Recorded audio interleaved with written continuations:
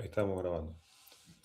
Bueno, de esta segunda parte de la materia, lo que corresponde a concurrencia distribuida, lo que hemos visto hasta el momento es, además del, de la introducción, repaso, hablamos de redes, ¿se acuerdan las distintas capas del protocolo de red? Eh, Hablamos de sockets, vimos un poco de sockets de Unix y de los ejemplos de Rust, cómo son los métodos para cliente y servidor en Rust. Eso en cuanto a lo más práctico, digamos. Y después hemos visto, en las dos clases, hemos visto eh, exclusión mutua distribuida, ¿sí? Cómo asegurar que hacemos exclusión mutua entre procesos de distintos nodos de una red, ¿sí? En un sistema distribuido. Y lo que vimos la vez pasada fue el algoritmo de elección de líder. O algoritmos de elección de líder. Vimos dos algoritmos.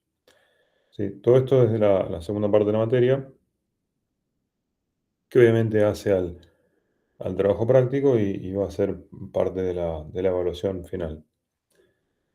Todo este tema es concurrencia distribuida, que como decíamos la vez pasada, es la antesala de lo que van a ver en la materia de sistemas distribuidos 1.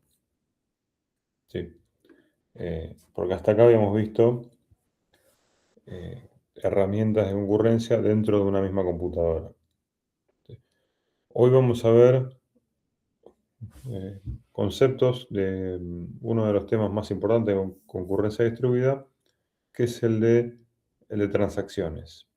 ¿Sí? Ustedes transacciones ya habrán visto en la materia de base de datos, habrán visto o estarán viendo o estarán cursando o habrán cursado. Y habrán visto habrán visto distintas implementaciones también. Bueno, vamos a formalizar un poco con distintos algoritmos de transacciones desde el punto de vista de la concurrencia distribuida.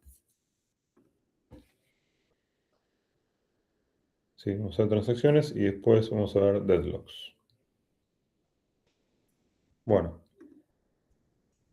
para empezar con el tema, definimos lo que se entiende como el modelo. El modelo es qué condiciones de contorno, cuáles son las precondiciones que le ponemos que le pedimos al sistema, o qué es lo que tomamos como supuestos para la implementación de transacciones. ¿Sí? Este tema de transacciones es lo que está en la bibliografía. Bueno, la bibliografía explica cuáles son las implicancias de cada una de las precondiciones que ponemos.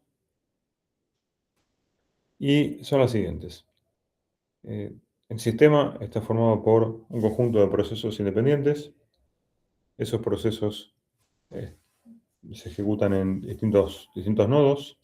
Los nodos están, suponemos el caso más general, que están ubicados en distintas computadoras o distintos hosts conectados a la red. Y cada uno de esos nodos puede fallar, es decir, puede tener un error no recuperable, puede salir de servicio de forma aleatoria. ¿Sí? Es el caso más general que consideramos. El otro supuesto sobre el cual trabajamos es que los errores de comunicación o de la capa de red, de todo lo que esté por debajo de nuestra capa de aplicación, no solo la capa de red de OSI, sino todo lo que sea por debajo de aplicación, esos errores van a ser manejados de forma transparente por la capa de comunicación. ¿Sí? Y esto es un supuesto que podemos tomar como válido porque suponemos que si nos sustentamos sobre el protocolo TCP, bueno, el protocolo TCP asegura la entrega confiable puede lidiar con errores y retransmisiones. ¿Sí? Entonces nosotros no vamos a estar trabajando en nuestra aplicación en el modelo de transacciones sobre los errores de comunicación. Y el último de los supuestos del modelo es acerca del almacenamiento. El almacenamiento es lo que se conoce como estable. ¿Esto qué quiere decir? Que una vez que guardamos un dato en el almacenamiento, un bit, ese bit permanece en el almacenamiento. Es decir, se mantiene ante problemas eléctricos, por ejemplo, entre catástrofes. ¿Sí? Es estable.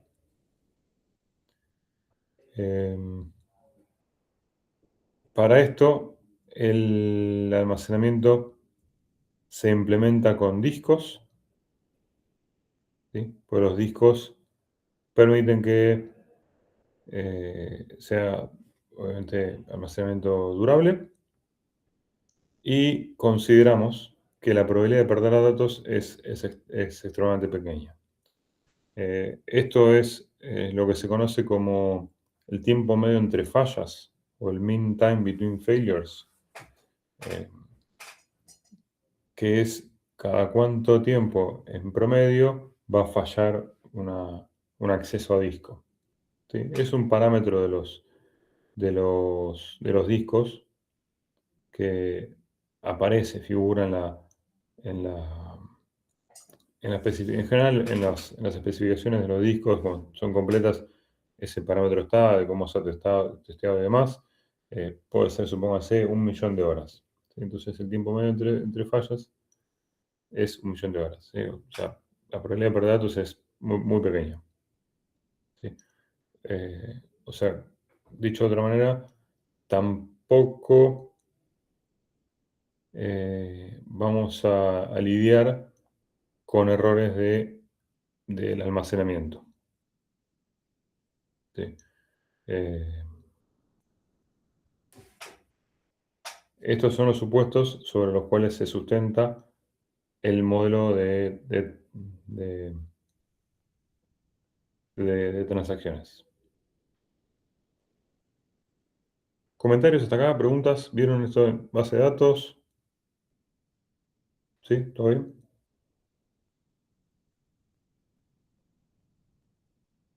Bien, excelente. Bueno, transacciones. Las transacciones implementan estas 5 primitivas, 5 operaciones, que son el Begin Transaction, que es una marca que indica el inicio de la transacción. El End Transaction finaliza la transacción y trata de hacer el commit. ¿Sí? ¿Por qué decimos que trata?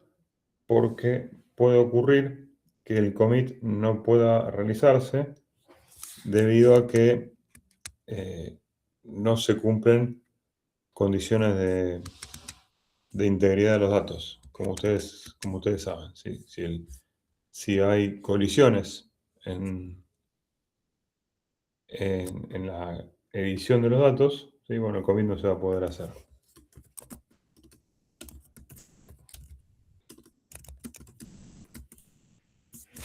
Y después, si eso ocurre, se ejecuta lo que se conoce como el abort. El abort transaction lo que hace es restaura los valores anteriores a realizar el begin. O sea, deja todo como si no se hubiera ejecutado nada de la transacción. ¿Sí? El abort transaction es un método que puede invocarse también de forma voluntaria por la transacción y en ese caso lo fuerza a deshacer los cambios que haya hecho hasta el momento. ¿Sí? En cualquier caso, deja todo como está antes del inicio de la transacción. Y después tenemos las dos primitivas que son read y write, que leen datos de un archivo o de algún otro objeto de la transacción, y el write que escriben, ¿sí? Para realizar las modificaciones. Entonces, estas son las, la- las cinco primitivas que tienen las transacciones.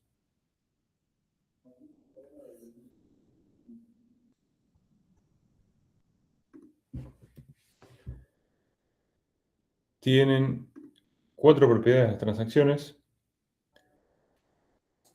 que se resumen, y ustedes habrán escuchado hablar eh, de la sigla ACID, ¿sí? Que ACID es, eh, bueno, por las siglas en inglés de estas cuatro propiedades que tienen las transacciones. La primera, la A de atómicas, ¿sí? Una transacción no puede ser dividida. Sí, esto es lo que significa atómico, como una operación atómica, como hablábamos al principio de la materia, las primeras clases, ¿se acuerdan? Bueno, ¿por qué no puede ser dividida? Y porque no puede ejecutarse y quedar registrado en el almacenamiento una parte de las operaciones, o hasta cierto punto, y el resto no. ¿Sí? Eso sería dividir la transacción. En caso de transacciones, o se ejecuta completa o se aborta la transacción, ¿sí? Porque no puede ser dividida. Son atómicas. ¿Sí? Eh, la C es de que son consistentes. Esto quiere decir que la consistencia es que cumplen con todos los invariantes del sistema, ¿sí? O sea, la ejecución, el estado final, luego de realizarse la ejecución de la transacción completa, cumple con todos los invariantes del sistema. Eh, por ejemplo, si tengo un sistema de gestión de un banco, o de gestión de cuentas bancarias, ¿sí? Eh, y estoy modelizando, estoy implementando una transacción para hacer una transferencia de una cuenta a la otra cuenta, ¿sí? Eh, bueno, lo que ocurre es que si tengo una transferencia de una cuenta a la otra, se tiene que cumplir lo que se conoce como la ley de la conservación del dinero, que el dinero que había antes va a ser el mismo que había al final, porque simplemente estoy haciendo una transacción de una a otra cuenta, ¿sí? O que no se genera ni se destruye dinero, digamos. Entonces, la transacción es consistente porque al finalizar la transacción no se sigue cumpliendo ese invariante, ¿sí? En todo momento, antes y después de la transacción, se cumple ese invariante. O sea, antes y después de la transacción, el sistema tiene la misma cantidad de dinero, ¿sí? Eh, Como no la podemos partir, no podríamos decir que estamos analizando el sistema en un estado intermedio de la ejecución, porque si es indivisible no puedo parar en un punto y decir, bueno, hasta acá, ¿cómo está el estado del sistema? Porque no ese es el estado del sistema, es la ejecución de la transacción. Entonces, está claro que si yo tengo que hacer una transferencia entre dos cuentas, la A y la A le pasa dinero a la B, en algún punto le voy a estar restando 100 pesos a la A y sumándole 100 pesos al B, ¿sí? Pero al finalizar la transacción tengo el mismo dinero que tenía al principio, en todo el sistema. Entonces, ahí tenemos un ejemplo de consistencia. La I de acid es del inglés de aislado o isolated o serializadas, ¿sí? Quiere decir que no interfieren las transacciones concurrentemente, ¿sí? Son aisladas. Eh, Porque esto se desprende obviamente de las de las anteriores, ¿no? Si son consistentes, son atómicas, bueno, también son aisladas. Y la D de durables, eh, esto viene de la premisa que tomamos hace un rato para el modelo de transacciones, que es que se implementan sobre un almacenamiento durable, sobre un storage durable, y una vez que se hace commit de los cambios, esos cambios son permanentes. Hay un único caso de excepción de esto, es el caso en el que se puede anidar la ejecución de transacciones. Una transacción, como parte de sus instrucciones, puede llamar a otra dentro de su ejecución, dentro de su contexto, y esa transacción interna se va a ejecutar y va a estar eh, haciendo el commit de la transacción para confirmar los cambios. Pero como esa transacción interna vive dentro de la transacción padre, si ocurre que la transacción padre aborta la ejecución, entonces los cambios de esta transacción hijo o la interna eh, también obviamente se revierten porque como que esa transacción hijo es parte de la ejecución de la transacción padre. Es de hecho lo que ocurre. Entonces en ese caso no podemos decir que esa transacción hijo es durable, ni aun cuando se haya hecho el commit. ¿Sí? Simplemente porque ocurre que se ejecuta dentro del entorno, del contexto de la transacción padre. Sí.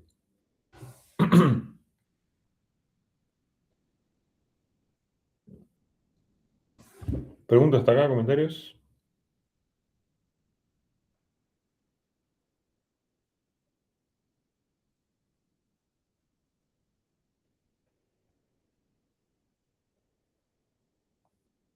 Bien.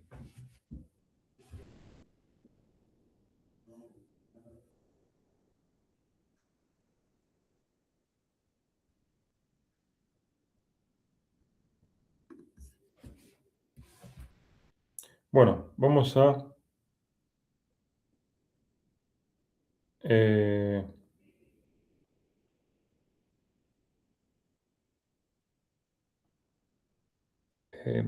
ver algunos algoritmos de implementación de transacciones. ¿Sí? Es decir, cómo implementar transacciones.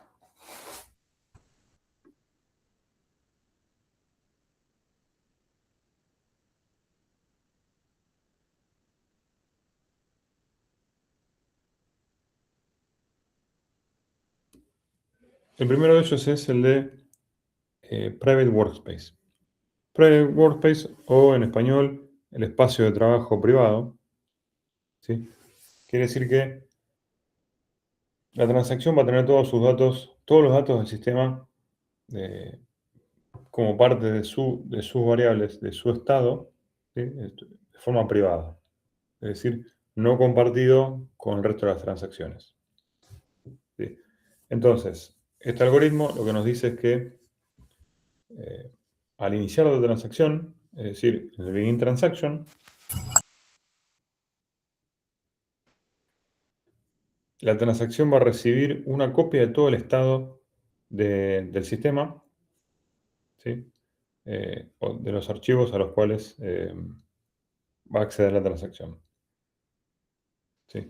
Entonces, todas las operaciones que la transacción va ejecutando las hace sobre esa copia local que tiene, que es privada, que es propia de ese proceso, ya sea de ese proceso, hilo, como está implementado. ¿Sí? Y cuando la transacción ejecuta el commit, esos cambios se persisten en el almacenamiento principal del sistema. ¿Sí? Eh, entonces, bueno, trabajó sobre su espacio, sobre su copia privada.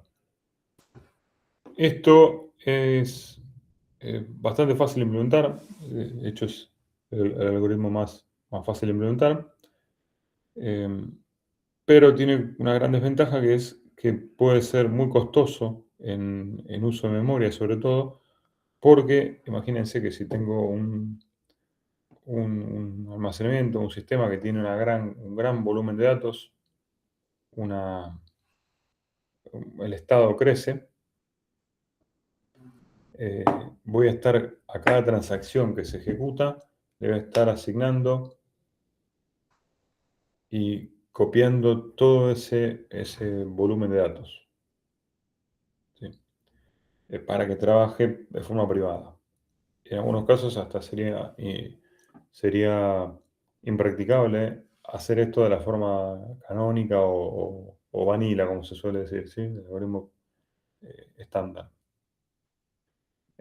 Existen optimizaciones que se puede empezar a pensar sobre este algoritmo, que obviamente van a complejizando el algoritmo, pero podría hacerse una especie de anticipación de los cambios que se van a hacer, o hacer una fase de determinar sobre qué, eh, no solo sobre qué archivos, sino también sobre qué registros de los archivos se va a acceder.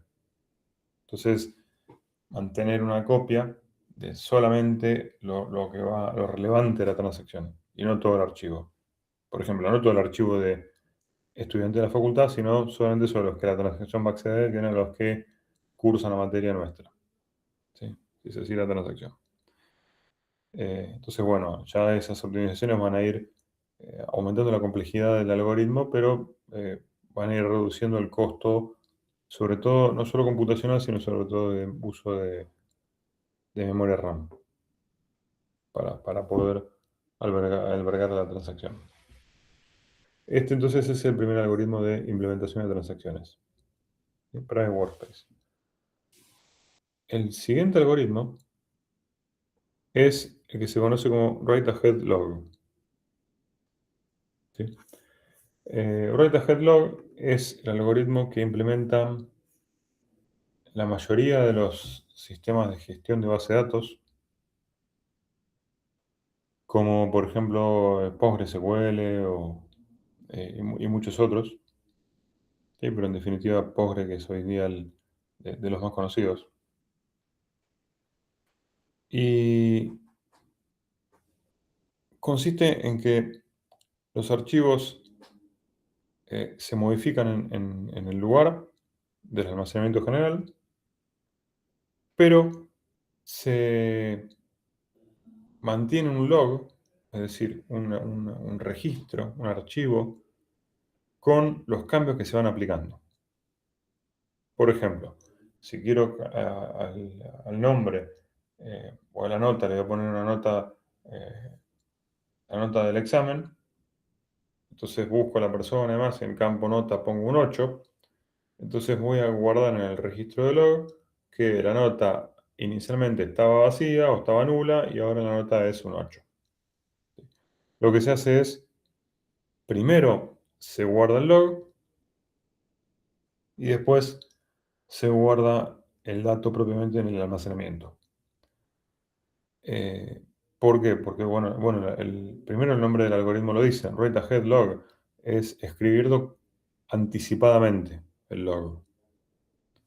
Es decir, antes de, de escribir el contenido. ¿Esto por qué? Porque si yo escribo el log, con el log y ocurre una catástrofe, como por ejemplo un corte de energía, con el log que se escribió se puede recomponer o se pueden reejecutar las operaciones sobre el almacenamiento principal, ¿sí? Eh, Cosa que si lo hago al revés, eh, podría ocurrir que el corte energético ocurra en ese punto exacto, entonces no tendríamos consistencia de cuál fue el cambio aplicado, ¿sí? Bueno, y cuando eso es por cada operación que se va haciendo, ¿sí? La escritura, lo que va modificando, se escribe todo eso en el log. Y cuando se va, eh, eh, se termina,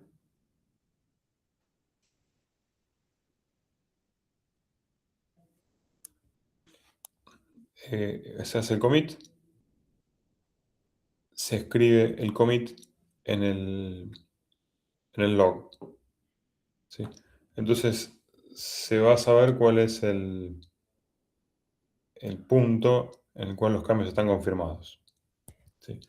De esa forma, cuando se necesite hacer el abort, o por algún motivo, ¿sí?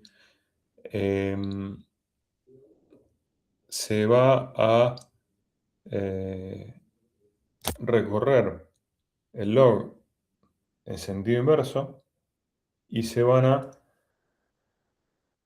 deshacer los cambios que se fueron aplicando. Y eso se puede hacer porque se tiene el detalle de, de lo que había, ¿sí? Del cambio que se aplicó. Entonces se puede aplicar, deshacer el cambio, ¿sí? Los cambios inversos. Y esta operación de deshacer los cambios es lo que se conoce como rollback, ¿sí? Cuando hacemos el abort, se va a hacer un rollback.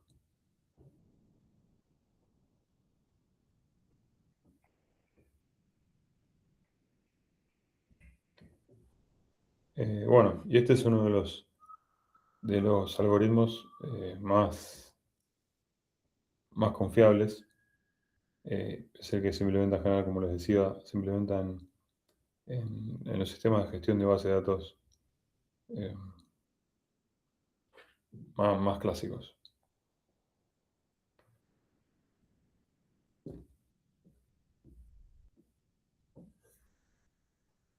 Sigamos. El tercer algoritmo es el de commit en dos fases. El commit en dos fases es una operación que, bueno, tiene dos etapas y está dirigida por el que eh, el que ejecuta la transacción, el proceso que ejecuta la transacción, que en este caso es coordinador o líder, ¿sí? Acá en este caso no necesitamos un algoritmo de elección de líder, porque el mismo proceso que ejecuta la transacción es el- el coordinador. Entonces, la primera fase es en la que se preparan los cambios, ¿sí? O sea, se prepara la coordinación, básicamente. Entonces, el coordinador escribe el mensaje prepare. Ese mensaje se escribe en su archivo log, prepare, y le manda ese mensaje al resto de los procesos.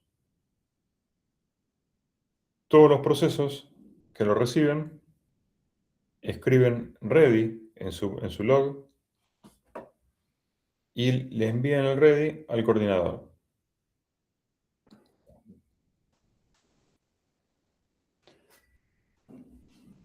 Esa es la fase 1. Entonces están preparando los cambios. En la fase 2, el coordinador ya sabe o tiene la confirmación de que puede hacer los cambios sin problema, con lo cual ejecuta los cambios de la transacción, porque los demás no van a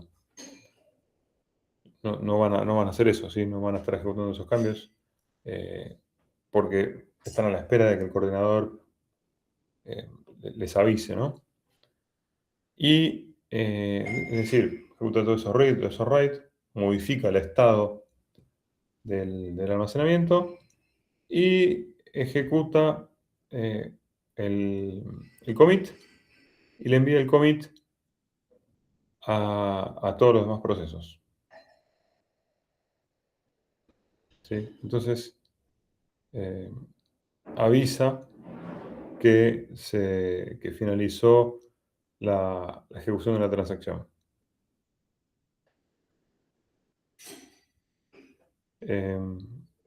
Y la última etapa, la última parte del algoritmo, consiste en que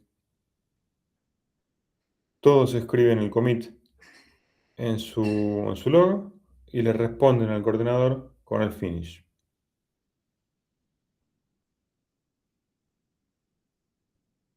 ¿Sí? Entonces con esto quedan confirmados los cambios. ¿Por qué? Porque todos ya están en el commit.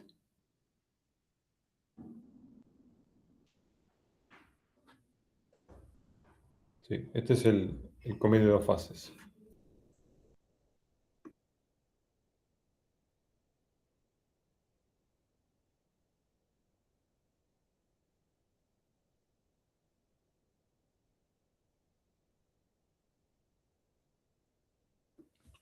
Perdón, estoy con estornudos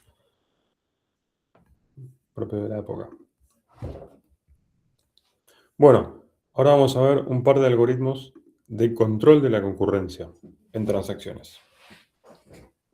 Es decir, cómo hacemos para controlar esa ejecución concurrente de múltiples transacciones que están en ejecución, que se van creando en la vida del programa, ¿no? En la vida de nuestro programa. Eh,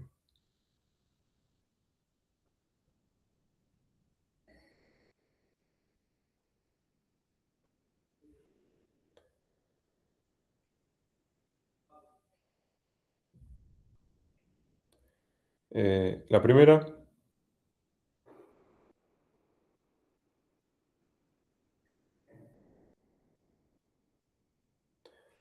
eh, es, el primer algoritmo que vemos es el algoritmo de two-phase locking, ¿sí? O el bloqueo en dos fases, es decir, tomar logs, eh, liberar logs, ¿sí? Dos fases para usar los logs. ¿Sí? Entonces, estas dos fases son, la primera es la fase de expansión. En la fase de expansión se llama así porque el proceso que ejecuta la transacción va tomando logs. Con lo cual se expande la cantidad de, eh, de logs que tiene tomado el proceso. ¿Sí? Va subiendo la cantidad de logs tomados en el tiempo. Por eso es expansión. Si graficáramos eso en el tiempo, la cantidad de logs, vemos una escalerita ascendente. Y la segunda fase es la fase de contracción, en la que se van devolviendo los logs, se liberan, con lo cual la escalerita ahora es descendente. Ese gráfico lo encuentran en la bibliografía, en el libro de Kahneman está la escalerita que sube y que baja. Eh, Esto lo que garantiza es que las transacciones son serializables, ¿sí? Eh, por la forma en que se toman los logs, ¿sí? Pero lo que no garantiza es la ausencia de deadlocks. ¿Por qué? Porque puede haber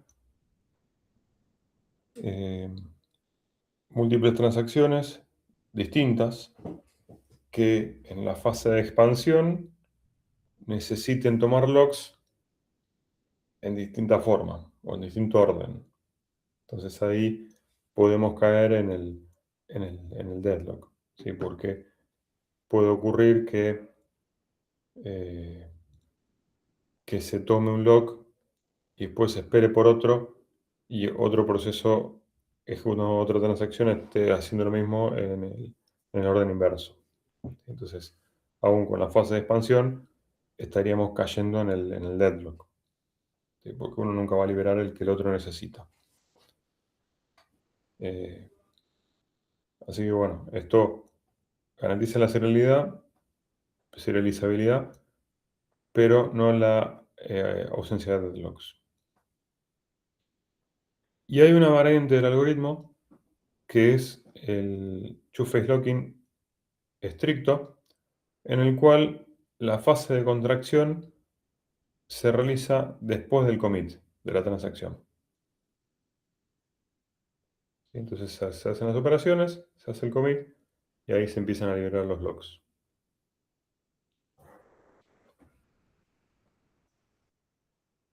¿Sí? Bueno, este es un algoritmo de control de concurrencia eh, para el acceso, o sea, para la ejecución y acceso al almacenamiento eh, de las transacciones. El otro algoritmo que se utiliza es el de concurrencia optimista. ¿Sí?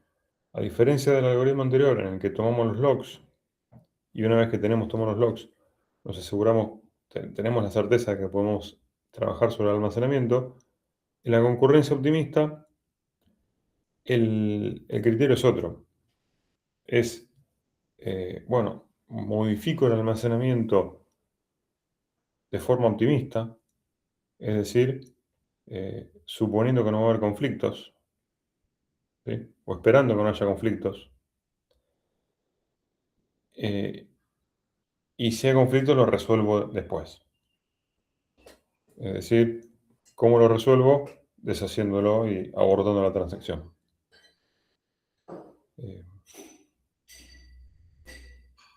Fíjense que hay varios casos en los que hay concurrencia optimista. Eh, ¿Cómo se verifica? Bueno, o sea, hacemos los cambios sobre el almacenamiento y después, al momento del commit, cuando vamos a hacer el commit, lo que se verifica es si otra transacción modificó los archivos que nosotros modificamos. Si eso ocurrió, es muy probable que haya una inconsistencia o que el almacenamiento haya quedado inconsistente, con lo cual ahí aborta la transacción. Lo cual obliga a que, si se aborta la transacción y realmente necesitamos ejecutar esa operación, esa transacción, tenemos que reintentar nuevamente, ¿no? O reintentar más tarde. ¿Sí? O sea, eso es lo que implica, ¿no? O sea, se hace el abort, pero hay que, si quisiéramos tener la solución, tenemos que reintentar más tarde. Eh, Sería como un write ahead log. Eh, sí, pero distinto, porque eh, lo que se hace es que no es un log, no necesariamente se hace un registro general del log. Puede ser un log propio de la transacción que le permita hacer el rollback. ¿Sí? Bueno, la ventaja de este algoritmo es que es libre de deadlocks, porque obviamente no está pidiendo logs. Entonces es libre de deadlocks. Eh, o sea, la transacción siempre va a poder ejecutar sus modificaciones, sus operaciones. Con lo cual, este algoritmo tiene la gran ventaja de que favorece el paralelismo, porque no tenemos que estar bloqueados esperando por la ejecución, por obtener el recurso.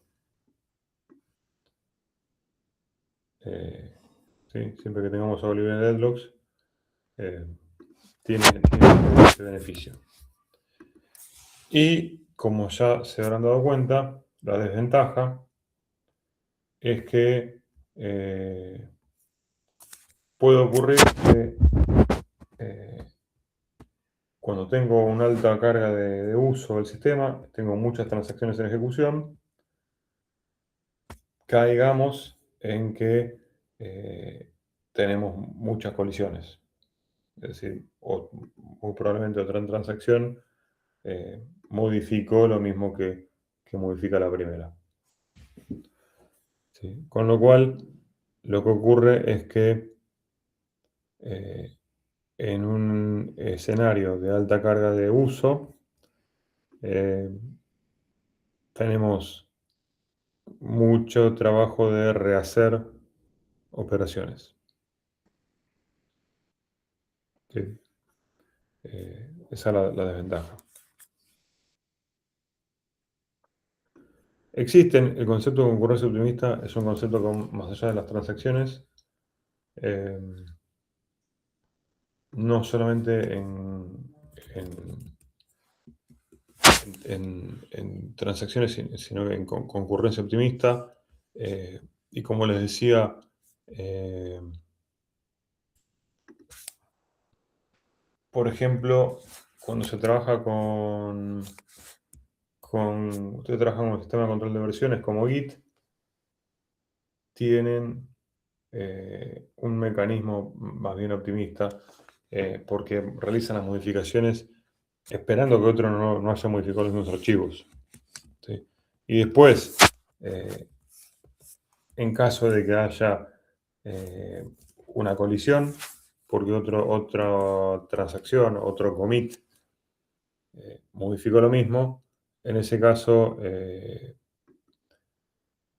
realizan la, la modificación, ¿sí? Realizan la resolución del conflicto, ¿sí? No es que abortan los cambios cuando hay un conflicto, simplemente es resolverlos, ¿sí? Pero es un caso que podríamos hablar de concurrencia optimista, ¿sí? Y así hay muchos ejemplos, ¿sí? En general son casos en los que eh, es mucho más probable realizar lecturas que escrituras, ¿sí? Si las lecturas son mucho más frecuentes, entonces la probabilidad de que haya colisiones de las transacciones es baja. Y en ese caso se prefiere un, un esquema de concurrencia optimista.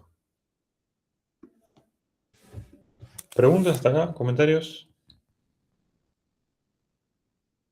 Todo bien. ¿Todo bien? Buenísimo. Bien, gracias por los pulgares. Sigamos. Y el tercer algoritmo de control de concurrencia es el control de concurrencia por timestamps. ¿Sí? ¿Cómo funciona esto? Bueno, cada, cada archivo tiene timestamps. Primero se asignan timestamps únicos y que son globales, y que con esos timestamps se puede garantizar el orden de las transacciones. Existe un algoritmo, que es el algoritmo de relojes de Lamport, que permite asignar timestamps únicos en un ambiente distribuido, ¿sí? Ese algoritmo lo dejamos afuera del alcance de esta clase, pero lo tienen en el capítulo del libro, está explicado el algoritmo de Lamport. Entonces, cada archivo tiene dos timestamps, el de lectura y el de escritura, y la transacción que realizó cada operación, la, la lectura y la escritura, es decir, el identificador de la transacción. Entonces, cuando una transacción se inicia o nace, se le asigna el timestamp de ese momento en el que nace la transacción. Y lo que se va haciendo después cada vez es, cuando la transacción quiere acceder a un archivo, se compara el timestamp de la transacción con los timestamps del archivo al que está por acceder, ¿sí? Ya sea para leer o para escribir, ¿sí? Eh, si, si el timestamp de la transacción es mayor que el del archivo, quiere decir que la transacción se inició después que se hayan modificado los archivos, porque el timestamp es mayor, es decir, es más nuevo, o sea, pasó más tiempo, ¿sí? Entonces, en ese caso, la transacción está trabajando sobre datos que, que son anteriores a su existencia. Es decir, que es el estado del sistema tal como debe ser. Había alguien pregunta acá qué será el timestamp. Ah, perdón. El timestamp es el valor del tiempo, del momento de tiempo en ese momento, en el momento en el que lo tomes. Cuando nace una transacción, es el timestamp de la transacción. Es cuánto marca el reloj en ese momento. ¿Sí? En Unix, un timestamp es eh, la cantidad de segundos desde el inicio, por eso se usa como número entero. La cantidad de segundos desde el inicio de que se empezó a contar de la era Unix. Y ese número es del 1 de enero de 1970, porque no hay ninguna ejecución antes de ese momento. Entonces es un número correlativo desde ese día. ¿Sí? Por eso hay un problema que es el bug del año 2038, porque en el año 2038, por ahí por el mes de enero, va a ocurrir que va a pasar una cantidad de números, de segundos, eh, que ya no entre en un íntegro de 32 bits. Entonces, cuando contamos el tiempo con 32 bits, eh, vamos a va a haber un overflow en cierto día del 2038. Si buscan información del bug del año 2038, se debe a eso, ¿sí? Que el timestamp no se puede representar en el sistema de 32 bits. Eh, Esto, bueno, ya se está resolviendo porque hoy en día cualquier computadora más o menos nueva ya es de 64 bits. Pero imaginen la cantidad de software y de hardware legacy que hay dando vuelta en sistemas de control de un montón de cosas, ¿sí? Desde semáforos, aeropuertos, lo que sea. Donde es difícil incluso reemplazarlo por hardware nuevo o en muchos casos tampoco se necesita, ¿sí? Pero bueno, entonces ese es el timestamp. Y existe un algoritmo que es el algoritmo de Lamport que permite emitir timestamps que sean únicos para los procesos en el ambiente distribuido. Entonces, eh, em, lo que,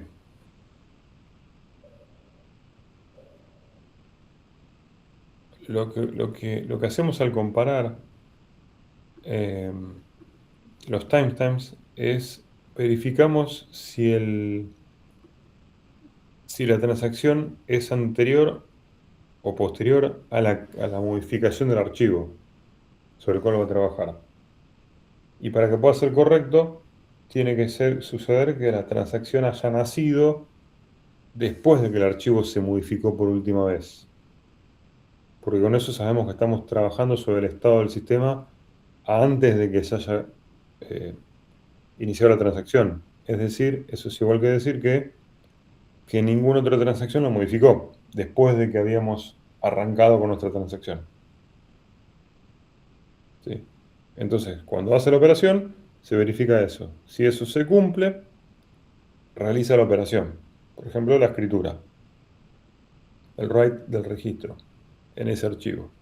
Con lo cual, le va a estar modificando el timestamp al archivo. Y si ocurre lo contrario, se aborta la transacción. ¿Por qué? Porque estaríamos trabajando sobre eh, sobre una versión que fue modificada por otra transacción. ¿Sí? Y esos timestamps se actualizan cuando se hace el commit de la transacción. ¿Sí? Y esto es importante, porque entonces estamos estamos asegurándonos de que ese archivo se modificó por otra transacción que ya confirmó sus cambios. ¿Sí? Bueno, y es la forma que tenemos de,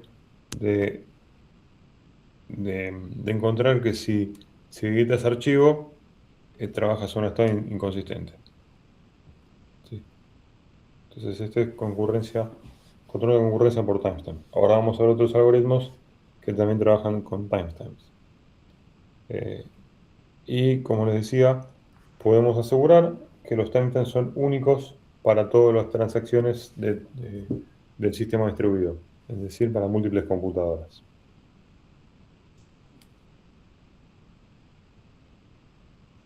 ¿Comentarios? ¿Quedó claro el control de concurrencia por timestamp? Buenísimo.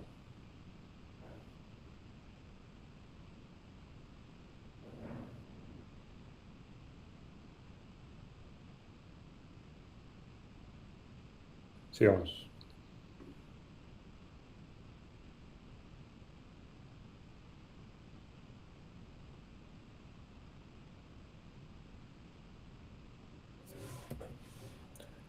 Vamos a hablar ahora de algunos algoritmos para detectar y prevenir deadlocks en un ambiente distribuido. El primero es, vamos a ver primero algoritmos de detección de deadlocks. El primero es el algoritmo centralizado. En el algoritmo centralizado tenemos que, se llama así, porque hay una entidad centralizada, es decir, el líder o el coordinador, que es el que va a mantener el, el grafo de uso de recursos. ¿Por qué es un grafo? Porque hay un encadenamiento de el proceso A, tiene el recurso 1, ahora quiere el recurso 3, y así. ¿Sí? Eh, entonces, cuando un proceso quiere obtener un recurso, envía un mensaje al coordinador. El coordinador actualiza el grafo. Cuando libera el recurso, envía el mensaje al coordinador. El coordinador actualiza el grafo. ¿Sí? Entonces el coordinador determina, armando ese grafo, va a encontrar si ese grafo genera ciclos o no. Es decir, si encontramos un ciclo, tenemos que hay dos procesos que están teniendo eh, ese bloqueo circular de dos o más recursos. Puede ser que se cierre el ciclo con 8 recursos, ¿no? Uno tiene el 2, el 3, el 4, pide así, se cierra con más recursos de 2. No necesariamente tiene que ser 2. ¿Sí? Pero llegamos a una espera, un bloqueo circular o un ciclo. Eh, con lo cual el coordinador detecta que existe un deadlock. ¿Sí? Entonces, de esa manera tenemos la detección del deadlock en el sistema distribuido. Como es un sistema distribuido, pueden ocurrir, tenemos eh, inconvenientes adicionales que no tenemos en el sistema centralizado. Principalmente, el inconveniente que podemos tener es que al tener una capa de comunicación, una capa de red,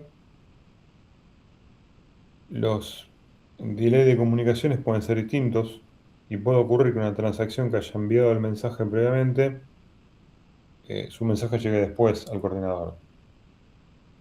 ¿Sí? Con lo cual, lo que puede ocurrir en ese caso es que haya un falso deadlock, un falso positivo. Y simplemente lo que ocurrió es que el mensaje del primero llegó después del mensaje del otro. Eh, entonces, bueno, eso es algo que hay que tener en cuenta porque estamos trabajando en un sistema distribuido y no en una sola computadora. Para evitar eso tenemos nuevamente el algoritmo de Lamport que aplicado al envío de mensajes permite realizar el ordenamiento de los mensajes. y podemos aplicar un timestamp único a los mensajes. Con lo cual no tendríamos el problema de, de mensajes que llegan en desorden. ¿Sí? Pero bueno, este es el algoritmo centralizado, que como todo algoritmo centralizado requiere eh, que, que haya una entidad centralizada que sea la que está viva recibiendo los mensajes y actualizando ese grafo, ejecutando ese algoritmo. ¿Sí? Y yo les pregunto, ¿cuál es el problema cuál es el inconveniente de este tipo de algoritmos? Que tiene un único punto de falla. Tiene un único punto de falla. O sea, tenemos un sistema distribuido y estamos usando un algoritmo centralizado y puede caerse ese, ese nodo. ¿Sí? Eh, caerse o lo que sea, ¿sí? En algún esquema público hasta eh, puede ser atacado, si quieren también. ¿Sí? Em, con lo cual, bueno, también esto implica también que teníamos que eh, realizar una elección de un coordinador, ¿sí? Pero bueno, más allá de eso, es un único punto de falla, se pierde esa información guardada. Por lo cual existe también el algoritmo distribuido. El algoritmo distribuido consiste en que esa, esa información, en lugar de estar almacenada en un único nodo, como es el caso anterior, está em, guardada, o sea, está repartida la información entre todos. Por eso es distribuido. Porque todos tienen la información, o todos tienen parte de la información de cómo eh, es el grafo de asignación y solicitud de recursos. ¿Sí? Em, Una, entonces, una consulta. sí, ¿Cómo sabe a qué proceso enviarle el mensaje? O sea, ¿cómo detecta cuál tiene el recurso? bueno, eh, porque cuando un proceso solicita un recurso, le tiene que avisar a los demás que lo tienen. ¿Sí? Cuando Ok, pasa algo distribuido, tenemos que avisarle a todos para que esa información la tengan todos. Entonces, la idea es que el grafo lo vamos armando con estos mensajes. Un proceso que quiere un recurso le va a enviar el mensaje al que lo tiene, ¿sí? Eh, teniendo el ID del proceso que se bloquea, el que envía el mensaje, el destinatario, ¿sí? Entonces, el proceso que lo recibe puede actualizar eh, le cambia su ID al mensaje, que es el que lo envía, y le va a enviar el mensaje a los que tienen el recurso que él necesita para seguir haciendo esta búsqueda, a ver se bloqueó, bueno, el otro que está bloqueado, eh, reenvía el mensaje a los que por él está bloqueado, ¿no? Y eso puede disparar otro mensaje.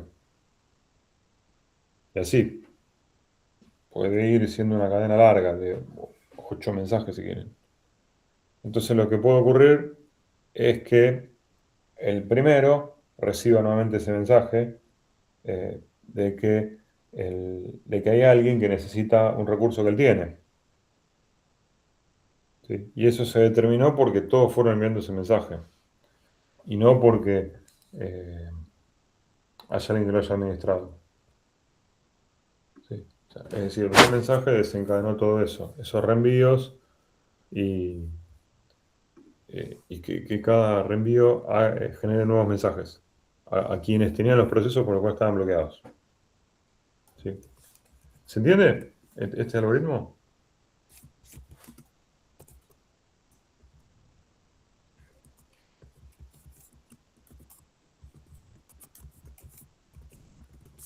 Bien. ¿Comentario?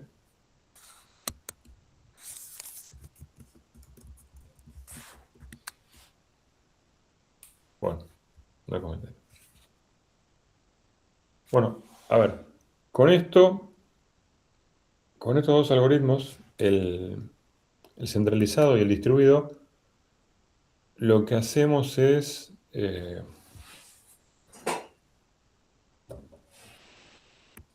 detectar que existe un deadlock o detectar que estamos cayendo en un deadlock si ejecutamos esa operación de pedir un lock por cierto recurso. ¿Sí? Entonces, hasta ahí hacemos la detección. Acuérdense que el deadlock es una condición, una propiedad safety, la ausencia de deadlock, obviamente, y caer en una situación de deadlock es catastrófico para el sistema, porque queda bloqueado y eh, no puede seguir adelante, no hay avance productivo. Eh, ¿Sí? Eh, con lo cual, si detectamos el deadlock, lo que podemos hacer es actuar. ¿Sí? Es decir, salir del deadlock. Y esto es lo que se conoce como prevención. Es decir, lo detectamos y después podemos realizar prevención del deadlock. Y con la prevención vamos a estar evitando esas situaciones, vamos a estar evitando caer en esto que es un avance productivo, ¿no? Con lo cual tenemos algoritmos eh, de, de prevención de deadlocks. ¿Sí?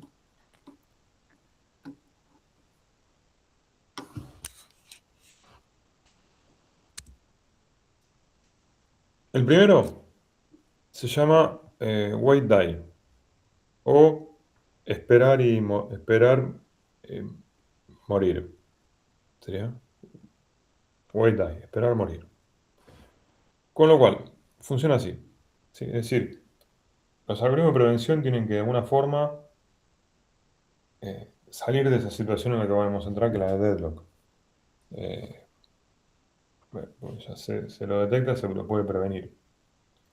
Con lo cual lo que hacen es abortar una de las transacciones. No hay otra opción que abortarla para, para poder permitir que avancen las demás eh, productivamente. ¿Sí? Entonces lo que se hace es, estos algoritmos funcionan siempre controlando los timestamps. Se hace, se le asigna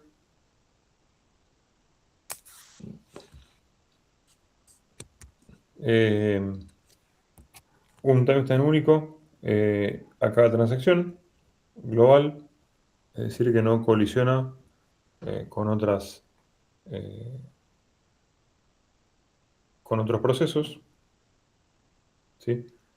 Y lo que se hace es, cuando una transacción está por bloquearse en un recurso y ese recurso lo tiene otro proceso, comparamos los timestamps. Entonces, la transacción A quiere bloquearse un recurso y ese recurso lo tiene la transacción B. Entonces, si ocurre que la transacción A, que se quiere bloquear en ese recurso que ya está ocupado, tiene un timestamp menor que la otra que lo está usando, eso quiere decir que esta transacción que quiere ir y bloquearse en ese recurso es más vieja. ¿Sí? Eh, porque tiene un timestamp menor. entonces más vieja. Entonces, en ese caso, si la transacción es más vieja, tiene un instantáneo menor, va a esperar. Se queda esperando. Esperando que lo pueda obtener. Y si ocurre lo contrario, que la transacción que quiere pedir el recurso es más nueva que la otra, entonces se hace el abort de la transacción. ¿Sí? Por eso el wait die del nombre del algoritmo. Si es más vieja, espera. Si es más nueva, la mata. De ahí el die. ¿Y esto por qué? Porque se supone que estadísticamente, si una transacción es más vieja, o sea, arrancó antes que otra, esto quiere decir que esa transacción probablemente haya ejecutado más operaciones. Con lo cual, conviene dejarla esperando eh, em,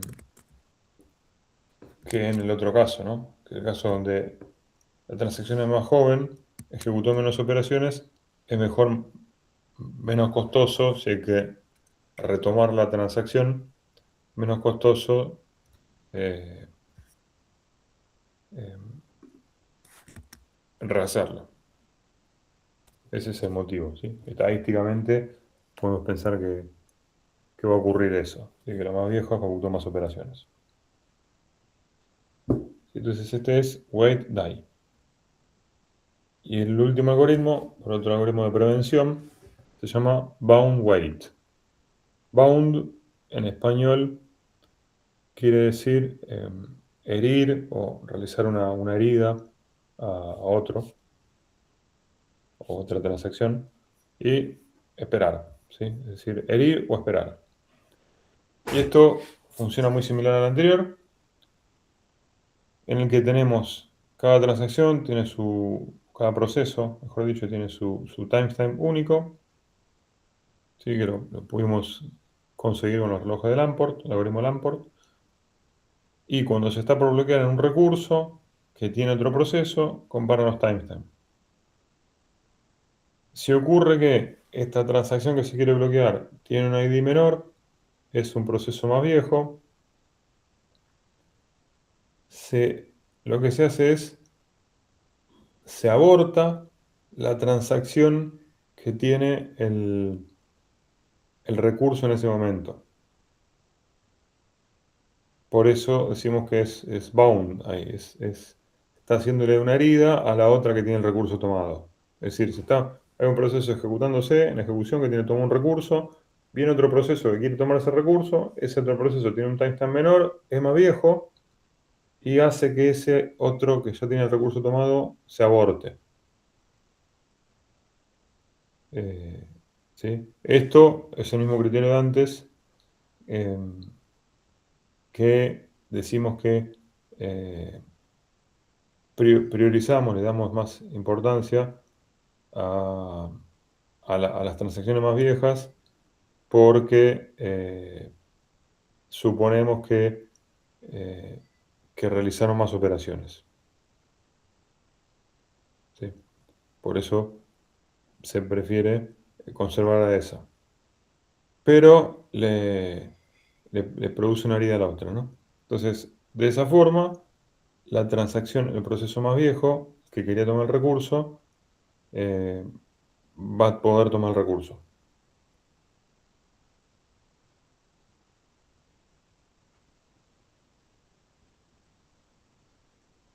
Y si no, lo de siempre, ¿no? Espera. Si viene una transacción más nueva que quiere tomar un recurso, entonces espera a que la otra libere el recurso.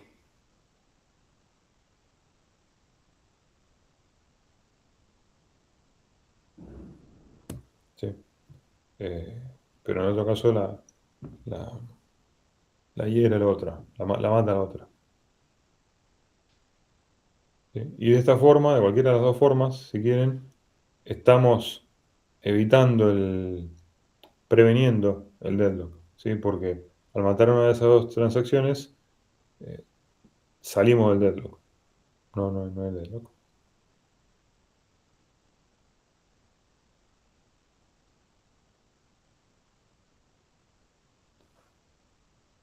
Bueno, preguntas, comentarios. Este algoritmo necesita un mensaje entre procesos para decir, soy menos viejo que vos, tenés que abortar la transacción, o con un gestor común se realiza esto. Se implementa con el gestor de transacciones. En general es un gestor que tiene el registro de cuáles son las transacciones en ejecución, que tiene toda esa información. ¿Sí? O sea, tiene los timestamps y tiene la información de los timestamps de cada transacción que está en ejecución. Cuando finaliza, se va limpiando eso. Y tiene también eh, el control de matar a las transacciones. Por ejemplo, un hilo, hacer el aborto al hilo, ¿no? Ok, y aplica para el algoritmo anterior, porque el Sí, anterior parecía como que la transacción a sí misma se mataba. O sí, sea, solo se daba cuenta. aplica lo mismo porque podés consultar el timestamp de la otra. ¿Entendido? Ustedes pueden hacer una implementación distinta si quieren, ¿no?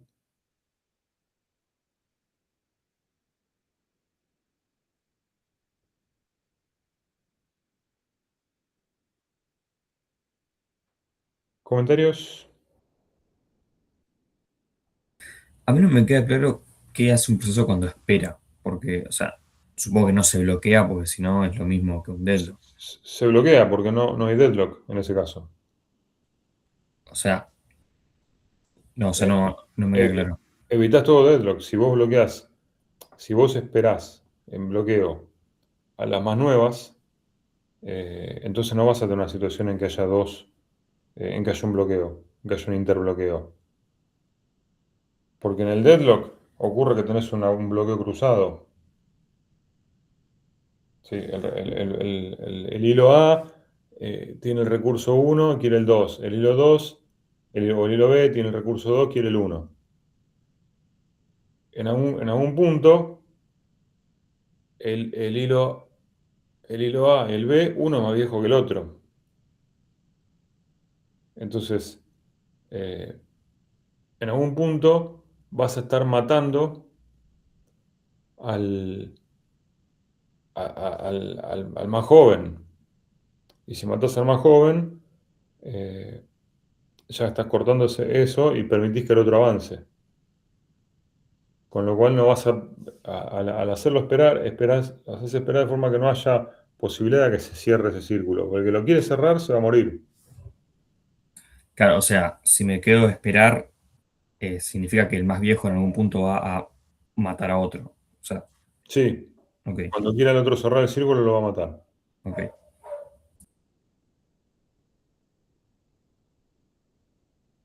Sí.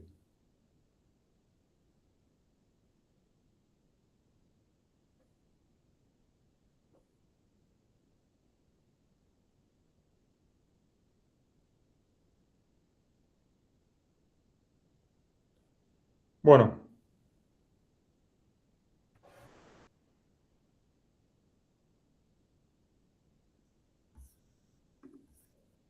esta última parte se entendió. ¿Estamos de acuerdo en esto?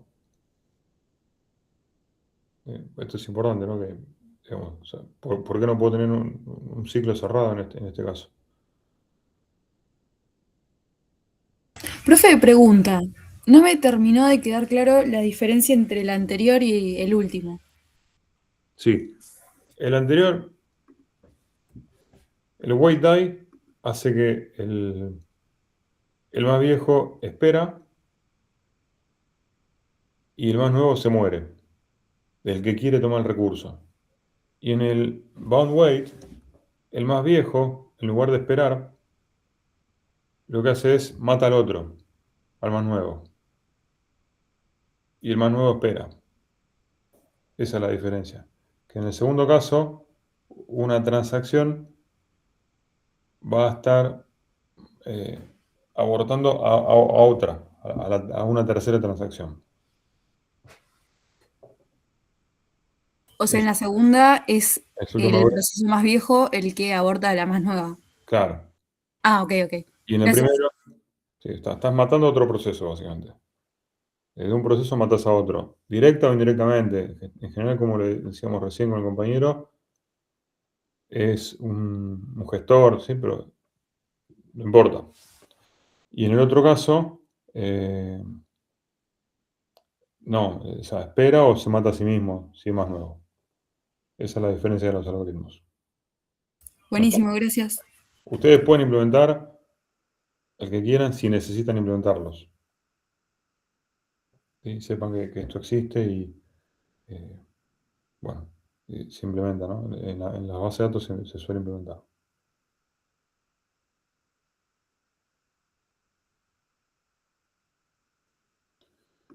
Bueno, esto fue todo por la clase de hoy. Eh,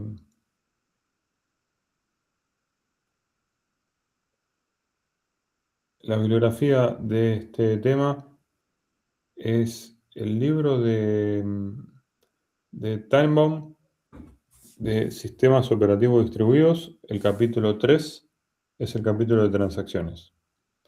Este libro es uno de los libros que también se usa en materia de sistemas distribuidos 1, entre otros. Probablemente ahora están usando más otros libros, pero este es un clásico de sistemas operativos distribuidos.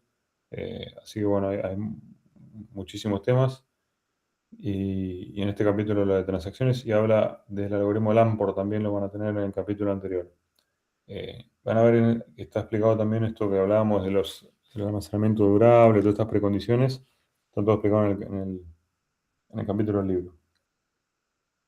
Y puse también acá el libro de redes de computadoras, que este es el clásico de redes, bueno, es un libro genérico para profundizar eh, en temas de red, ¿sí? Ya sea de todas las capas de red.